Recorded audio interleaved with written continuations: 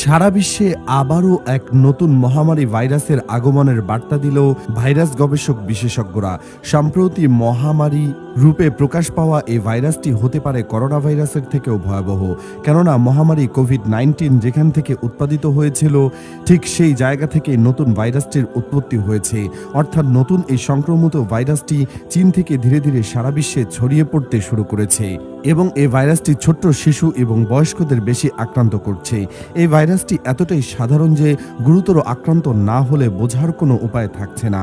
প্রিয় দর্শক, ভিডিওটিকে অবহেলা করে এড়িয়ে যাবেন না, কেননা বর্তমানে ভাইরাসটি এত দ্রুত সংক্রমিত হচ্ছে, তাতে যে কোনো সময় বাংলাদেশেরও হতে পারে সংক্রমণ মারাত্মক রূপে।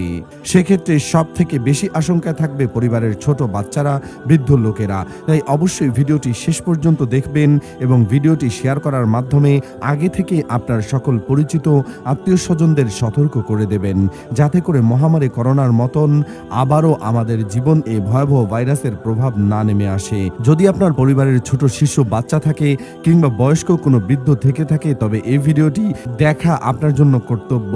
কারণ বৃদ্ধ এবং শিশু দুজনের ক্ষেত্রেই নিজের বোধশক্তি কম হয়, তারাই সব থেকে বেশি আক্রান্তের শিকার হয়। এছাড়াও বর্তমানে এই ভাইরাসে আক্রান্তদের সব থেকে বড় অংশই হচ্ছে অল্প বয়সী শিশুরা। মহামারী রূপে ছড়িয়ে পড়া এই ভাইরাসের নাম HMPV। এই ভাইরাসটি নিয়ে সম্প্রতি চীন ও জাপানে গুরুত্বপূর্ণ সতর্কবার্তা জারি করা হয়েছে। সর্দিজনিত কারণে ভর্তি হওয়া অনেক রোগীর শরীরে এই ভাইরাসের অস্তিত্ব মিলেছে। শিশু ও বৃদ্ধ রোগী এবং ক্যান্সারে আক্রান্ত রোগীদের মধ্যে গুরুতর শ্বাসতন্ত্রের সংক্রমণের লক্ষণ দেখা যাচ্ছে, যার জন্য দায়ী করা হচ্ছে এই এমপিভি ভাইরাসকে। এই NMPV ভাইরাসটি রেসপিরেটরি ভাইরাস, যা শ্বাসতন্ত্রের উপর প্রভাব ফেলে।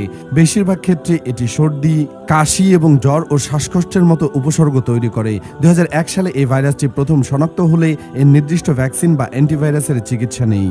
আক্রান্তদের বেশিরভাগ ক্ষেত্রে সাপোর্টিভ কেয়ার, যেমন পর্যাপ্ত বিশ্রাম, তরল পানীয় এবং জ্বর কমানোর ওষুধ দেওয়া হচ্ছে।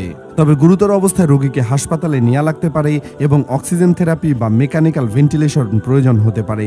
মালয়েশিয়া SMPV আক্রান্তের রোগী বাড়ছে 2024 সাল থেকে। 327টি রিপোর্ট পাওয়া গেছে 2023 সালে, যার সংখ্যা ছিল 256।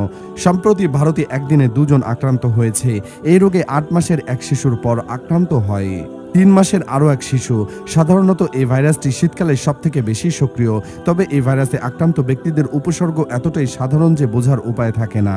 আক্রান্ত ব্যক্তি কখনোই বুঝতে পারে না যে সেই ভাইরাসটি আক্রান্ত হয়েছে, কারণ ভাইরাসের উপসর্গ হচ্ছে জ্বর, সর্দি, কাশি, গলা ব্যথা ও নাক দিয়ে পানি পড়া, যা শীতের মৌসুমে সকলের ক্ষেত্রে কম বেশি হয়ে থাকে। তবে এই ভাইরাসটি যখন গুরুতর রূপ ধারণ করে, তখন এটি শ্বাসকষ্ট, নিউমোনিয়া, বুকে ব্যথা এবং তীব্র ক্লান্তি অনুভব করায়। তাই অবশ্যই এটি মহামারীর রূপ ধারণ করার আগে থেকেই আমাদের প্রত্যেককে সতর্ক থাকতে হবে এবং মহান আল্লাহ তাআলার কাছে প্রতিনিয়ত তওবা করে ক্ষমা চাইতে হবে।